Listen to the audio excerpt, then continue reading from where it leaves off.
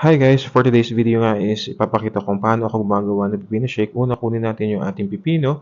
Depende nga pala sa dami kung ilan ang gusto nyo. Sa akin, usually 3 pieces yung aking ginagawa. And then, hugasan natin syempre para mas malinis. And then, hihiwa-hiwain natin. Depende sa kung anong style, kung gaano kalaki yung gusto nyo yung slice, as long as kayanin ng blender natin gagamitin. Wow, si Xiaomi blender. Uy!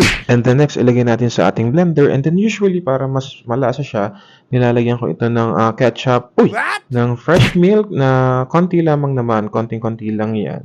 Ayan, nilagyan natin ng fresh milk. And then, lagyan natin ng konting asukal para mas medyo milasa siya. And then after, syempre, i-blend natin siya. And then, intayin lang natin hanggang sa ma-process siya.